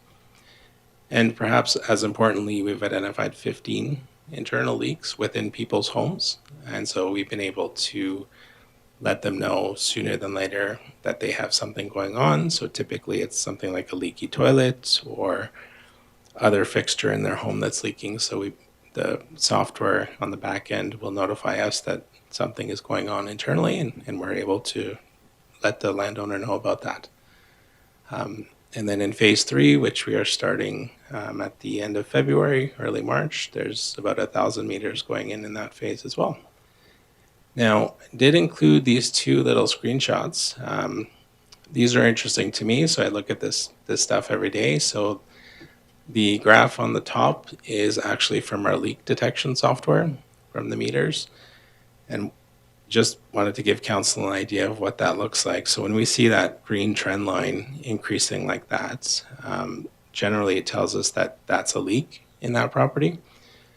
And then you can kind of see it's very interesting towards the right side of that line, it just shoots straight down. And that's immediately after we perform the repair. And so you're seeing exactly what that acoustic value does at that property before and after the leak. So this stuff we spend a lot of time combing through, and the system does a fairly good job at identifying those preemptively, so we don't need to go through every location. So it's got some intelligence built into it. Sorry. That just turned off randomly. Sorry. Question? Councilor Blatz had a question. Thank you, Deputy Mayor Crucian, through you to Director Pedro. Not more a question per se, but more of a compliment and a comment. I had a gentleman stop me here about a month ago, and he had recently just had his new meter installed, and he was quite complimentary about the process, the professionalism of the meter company coming in, and the fact that he had, in fact, been watering trees in the fall and had left his hose on overnight. And immediately the next morning, we were able to determine that he'd had an increase in his water usage and notify him, and he was able to find out what was going on. But he thought that was a great system and a really great reaction time on behalf of our staff to notify him so he didn't have a huge water bill, which of course equates to a huge sewer wastewater bill as well. So, and I've had several comments from people in regards to that, but I did ask this one gentleman to write us a letter so we can include it with our correspondence to prove that these water meters are working and that we've initiated a good system. Perfect. No, thank you for that. I am familiar with that property. Certainly saved him a lot of money. And to be fair, Tammy, our utility clerk, does a great job in dealing with those customers on that. So I think it's working fairly effectively. And on that note, that screenshot on the bottom of the presentation there, that is what we call a low flow condition is on the homeowner side of the property. So you can see towards the bottom of that graph, there's sort of a fairly thick chunk of blue. That is a constant flow condition, and so that indicates that there's a leak inside the home. Typical flow graph there would be that the flow goes up and down, similar to those bars that you see going higher and lower, but it should go down to 0. When it doesn't go down to 0 and you have that constant low flow condition, that's indicative of a leak on the homeowner side. And so that's what we're using to track whether there's an issue or not. And we certainly don't look at every property, but the system will automatically generate what's called info codes. So if it detects that sort of pattern, it will throw a code, which then we can go into and assess and contact the landowner at that time. Yes, Councilor Taylor. Councillor Taylor? Thank you, Deputy Mayor, and through to Director Pedro. Yeah, I want to thank you again also on the same lines as Council Vats here for providing some of this information. This is the first time I've seen that acoustic graph as well. I think sometimes it's easy to understand how these meters can help mitigate leaks on the inside of a house, but a little bit harder to understand how does something inside somebody's house even be able to detect something that is past the curb stop and onto our side of things. So I think it's great to see this very clear cause and effect, that precipitous drop on that chart. I think that speaks really well to how effective these are, and just to help illustrate to people just how these work and how this can be effective in detecting these leaks. Thanks. For sure. Councillor Overwater? Thank you, Deputy Mayor Crush, to Director Pedro. These graphs, like for example, could I, as a resident, come to you and say, okay, I want to see how my new water meter is showing my highs, ebbs, and lows of how much water is being used? Is that something, like when we have people talking about the water meters and concerns about them, this is, maybe something that could be physically shown to them, because not everybody's going to look at us online and see this type of graph. So if they called in, would they be able to say, dig up my address and, hey, this is what's happening here? Yeah, for sure. That's a great question, and absolutely we can. So the system, we can provide them with either a snapshot similar to the bottom one, or we can provide them with a full report for their entire property, which will show them from the date that it was installed to present day. So we can generate that with a couple clicks. Yeah. Perfect. Okay, moving on. Very slowly. Moving on to Public Works. And so there we go. There's quite a few KPIs that we report on here. What council will see in Q4 is that we spent a lot of time getting the utility digs completed, which was that 473 meters squared that we completed. Those were all mostly related to the utility digs that we did patches in-house. And then on the contracted services, we finished our asphalt repairs in Q4 as well. So the contractor came in relatively late into the season and completed those locations. And then, of course, we spent a lot of time doing winter maintenance. Okay. And we just wanted to highlight our mechanic piece. So as council would know, our mechanic started first week of June last year. And so because of his position and what we're trying to accomplish, we do keep pretty regular stats on how he's doing in terms of completion timelines, how much work, costs, both for parts and material. And so we just wanted to give council a rough understanding of what it looks like to date. So I won't go over every number here, but the important one is the savings on the bottom left. We've calculated that in his first 6 months, he saved us about $77,000 in labor. Now that is strictly comparing his labor cost internally for all the hours that he's worked on versus what that would cost externally based on the unit rates that we're seeing in our outsourced work. So I'm happy to report that we're seeing big savings on the labor side. We don't quite yet have the number for the parts that we're saving as well.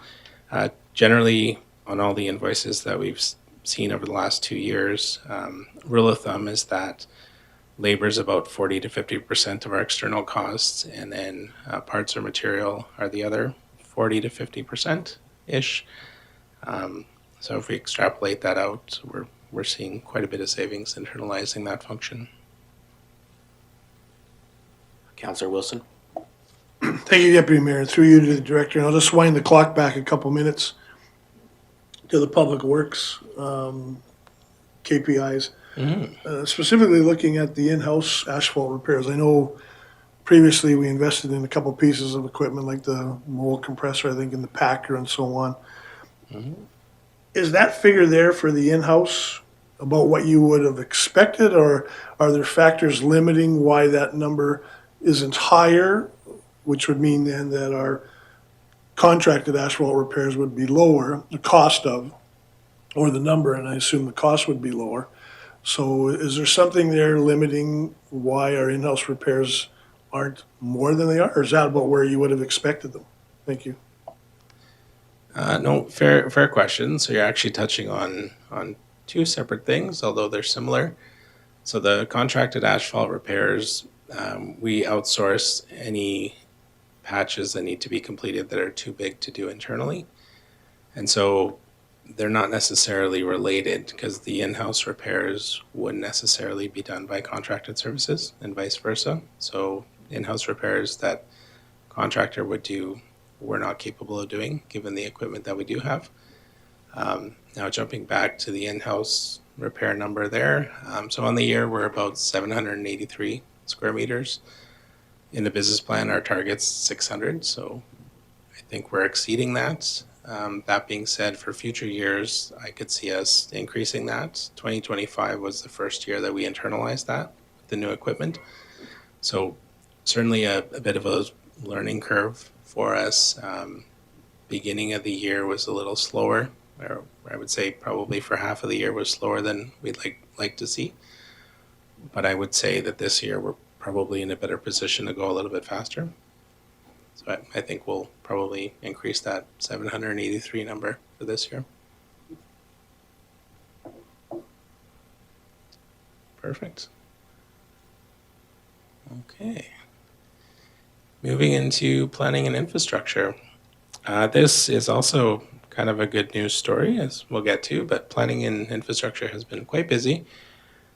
This year we completed capital plans for sanitary hydrants, catch basins, roads, pathways. So that's going into our asset management piece and that long-term capital planning. So we're developing all of those plans currently, and I think we're in a good spot now that we understand when things need to be done for those different assets. E-permitting, we feverishly worked on in the latter half of last year, and fortunately that went live this year. So kudos to the team on that one. It's a much more efficient process and it's working relatively well so far. And then on the engineering standards, this is a big one for development, of course, as everything is based on our construction standards and guidelines. We are currently undergoing that review. Come on. There we go. And then moving on to development permit timelines and values. Another good news story here. As you can see, the blue line is 2025. The DP values there have certainly exceeded 2024. As you can see in the orange line, there were a couple outlier projects that increased 2025's value, but we'll kind of get to those in the next couple slides. As far as timelines for approvals, this is just a breakdown of what Q4 timelines were like. And I think they're relatively reasonable. Processing time at 11.3 days, not terrible after deeming them complete. So I think we're in a good spot and the team's doing a good job.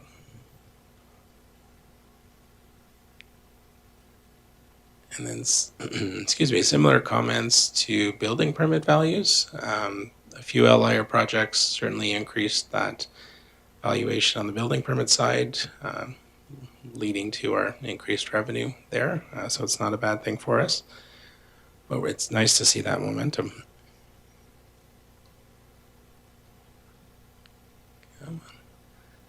And getting into the actual statistics a little bit further. So housing starts for last year in Q4 there were 6. Oddly enough, the year to date for 2025 for housing starts is the same as the 2024 year to date.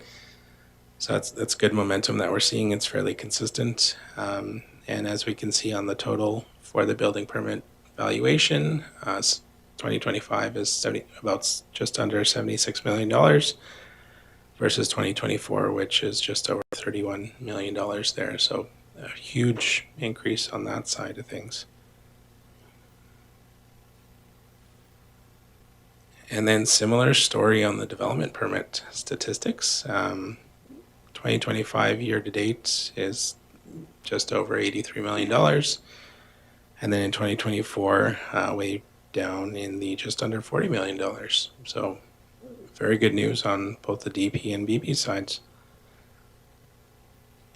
And in summary, I apologize, that's very small. On the permit value side of things, just because I'm a numbers person, that's a 110% jump versus 2024. Building permits, that's a 144% jump versus 2024. So we are, again, seeing increases in both those areas, which is important for our growth. In the housing stability side of things, 130 starts in both 2024 and 2025 is very important. That leads to reliable year-over-year delivery and obviously ties into our whole housing strategy. So it's good to see. We are seeing a shift in form. So not that council sees the back-end data, but the multi-unit growth has been an area that has increased. So there's 13% fewer detached. That's a little typo there, but 13% more multi-unit dwellings, which is great. And that's just increasing our density as we know in the housing strategy that we do need to do. So I'm happy to see that increasing there. And then obviously it offers a community benefit. New homes, there's quite clearly in the data a growing industrial and commercial base, which is needed for us again, both on the inventory side of things and job creation and tax base and all of those fun details. Director Pedro, I have a quick question on the development permits, the timeline of 11.3 days. Do you have any provincial data or comparables on where other towns might be for the same process? Fair question. That one's always difficult to quantify. We at some point we're going to reach out to other municipalities because they generally don't post these things online. And so we are going to endeavor to get that comparison at some point, perhaps in the next quarter. But anecdotally, me being around this for quite a few years now, 11.3 is not terrible. So you have 20 days to deem an application complete and another 40 to actually issue the permit. So we're well within those timelines as per the MGA. But, yeah. Good. Okay.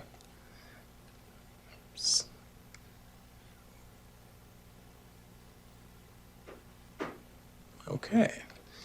So moving on to our Voyant Alert platform. And just as a reminder, this is the form of communication that we are trying to use more and more, particularly for our operational type projects or events.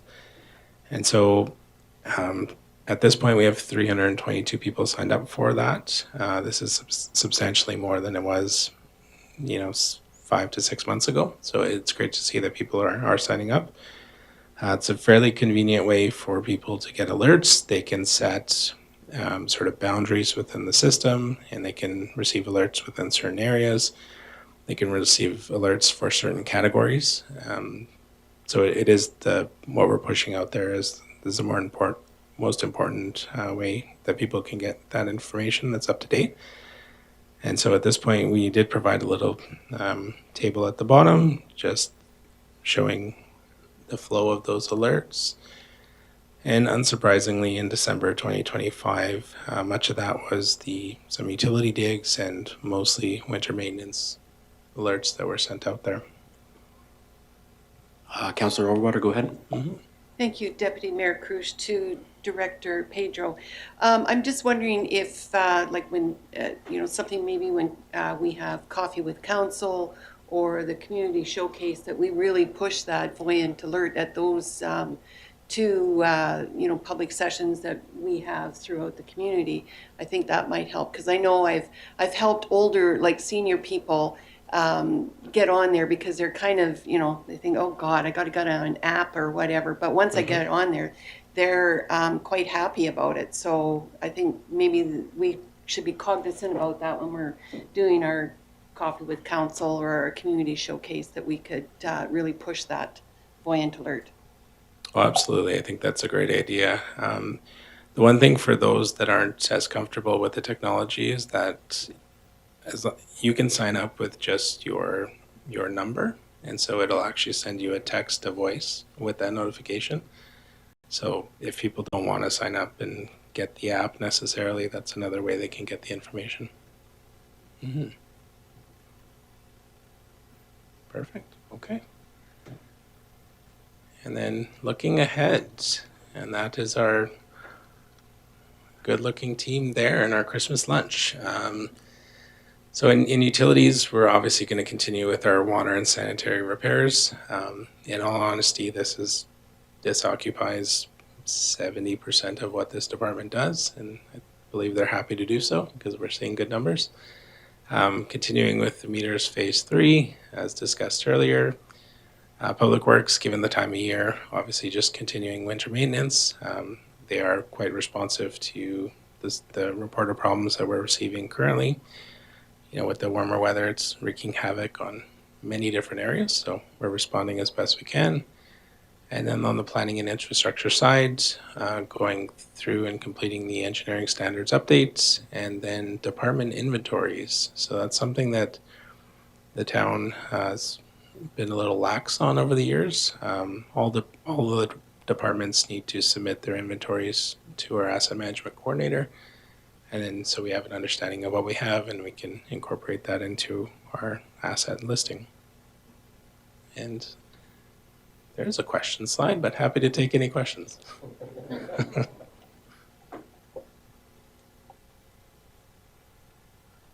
Councillor Wilson. Thank you, Deputy Mayor, and through you to the Director. My mind works about 15 minutes slower than most people, so it'll take us way back to that water meter discussion. Remind me, with the new water meter, and we're at, you said, about 1,200 installed so far, and certainly having the ability to look at the trend and the baseline and whether it's at zero or something else is a great feature.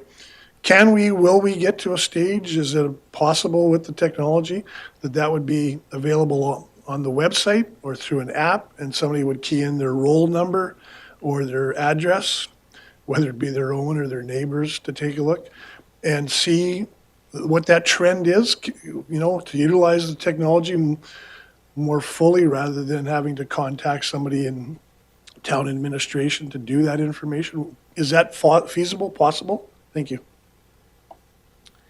Fair question. A lot of meter manufacturers do offer that capability. The CamStrip meters that we're going with isn't quite rolled out yet. I know that's something that they are planning on rolling out, but there's obviously some issues there that we would need to sort out before doing that. But down the road, I could see that being something we do. Currently, we can't. Councillor Taylor. Thank you, Deputy Mayor Krush, and through to Director Pedro. Just want to talk about the infrared paver. I understand sometimes there's a tool in our toolkit that we don't really use a whole lot, but when you need it, nothing else will do. Is this one of those tools? Because the usage numbers on it might as well round up to zero. If you'd be able to elaborate on our plans for that, that'll be great. Thanks. All right, you've hit a nerve for some of my staff. No, in all honesty, we used it once last year. It was used on a very specific type of repair around a manhole cover, and in that situation, it worked. The IR paver is not something that is great for actual patches. So, as I like to explain to people, because it's the way my brain works, from the engineering side, IR patches don't actually add any structural integrity to the road. They're strictly a superficial repair. So it just essentially heats up that area and then you're able to rework it and pack it down. It doesn't address anything on the base that actually caused that pothole in the first place. So it's not really a long-term effective repair, and it takes far too long to complete. And so it's not that efficient at the end of the day, as you know, Councillor Wilson likes to keep us on our efficiency train there. So long-term plans, we will likely still keep it for a year or so and see if it does have a place in our regular rotation. But given how good the team is getting with our new equipment to do actual cutouts and proper repairs, I can't see it being used a lot. Supplemental, Taylor? Yeah, supplemental. Thank you, Deputy Mayor Krush and Director Pedro. Being as charitable as possible, what is the use case for an infrared paver? Thanks. Bye. For a very small patch, so something like a main valve. So they're generally kind of a 4 to 6 inch valve that you'd see in the asphalt. A lot of times those will settle or those will break, and because the stems move there, and so that's a suitable repair because it's a really small area that you actually have to repair. So in that case, it's fine. Something like a manhole lid would be okay too. Manhole lid's getting to the size where you're likely quicker to just cut it out, remove it, and then fix it traditionally. But yeah, there are lots of valves that are sunken or crooked. So Thank you. Councillor Wilson? Thank you, Deputy Mayor, and through you to the Director. I'm certainly not saying it's an apples-to-apples comparison. I'm thinking obviously of the Calgary situation and their water main, which is a water main that you can drive a car through. I don't think we have anything like that. I know in the last 2 years, we spent well over $3.5 million on leak detection and or remediation.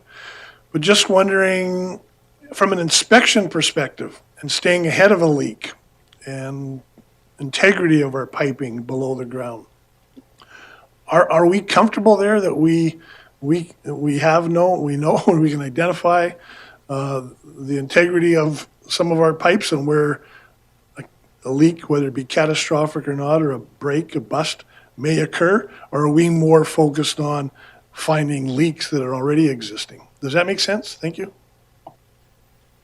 I think I understand where you're going. So as far as catastrophic leaks, obviously our risk is much lower. We have obviously a much smaller system than City of Calgary. Most of our system is looped, so if we did have a leak on one area, the other pump house and reservoir would be able to accommodate for that. So I think overall our risk is relatively low. Do we have the same pipe in the ground as Calgary? We do. It's that AC pipe that was put in place back in the day. In terms of what we're seeing over the last few years, the cause of the breaks and the breaks that we're seeing aren't on the main lines. They're mostly on services. And a lot of them due to improper materials or improper installation. So I would say we're relatively safe. Now, that being said, to do a comprehensive inspection of the actual water main itself is quite expensive. We haven't done that over the years. There's lots of monitoring you can do, lots of inspections that can be done as well. And that's not something that we're ready to conduct at this point. I think it's just using our current leak detection and our current investigation methods to identify those. But we don't have anything that is that big also.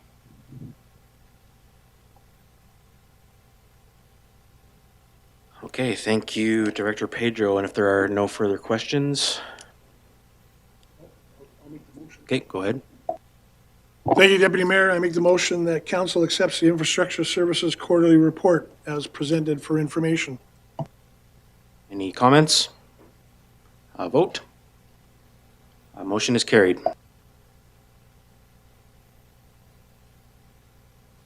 That concludes Section 3 of our agenda. We'll move on to Section 4 Business and 4.1 2026 to 2029 Policy Review And with that, I'll give it to Legislative Clerk McKinnon.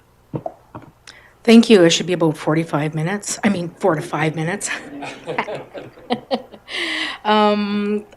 Thank you for having me today. I just wanted to announce that we have officially launched our comprehensive review, of our policies and procedures. As per our mandate, the review is to be conducted within the electoral term and get through all of council policies. At the January leadership team meeting, the CAO and directors were briefed and tasked with auditing their respective departments' policies and procedures.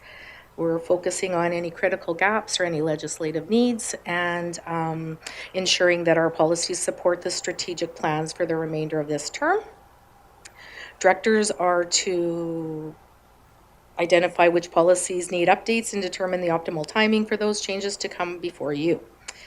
I presented with my cover sheet the 3 guiding documents that we use. The Policy 101C has been updated and has a new name change, and that one, with your guys' recommendation, will come forward to another council meeting for approval. And the Procedure 101P and the Administrative Policy 101AP have been approved, and that is what we are using as our guiding documents. They've been written so that they all speak kind of the same language. Our deadlines and roadmaps, I guess, are March 1st. The directors are to submit their review schedules to me. I'll work with the CAO over March, and we'll take it back to leadership in, I think, the 3rd week, right? You guys have, yeah, 3rd week of March. And our goal is to bring back a proposed schedule for April 1st to the COTW, just so that everybody knows, has a clear forecast for what should come forward and when.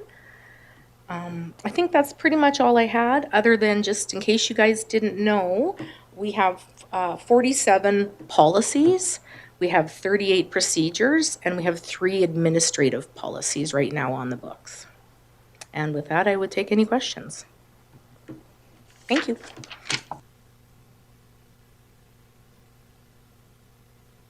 Thank you, Legislative Clerk McKinnon. If there are no questions, can I have someone make a motion, please? Councillor Blatz. Thank you, Deputy Mayor Krush. I move that the Committee of the Whole receive the 2026 to 2029 policy review update as presented, and further, the committee requests the Policy 101C be brought back to a future council meeting for consideration. Any comments? Can I please get a vote? Motion carried. And with that, that brings us to adjournment. Thanks everyone for bearing with me as you've just witnessed my first ever meeting that I've chaired in any capacity. So thank you. And with that, meeting is adjourned at 3:03 p.m.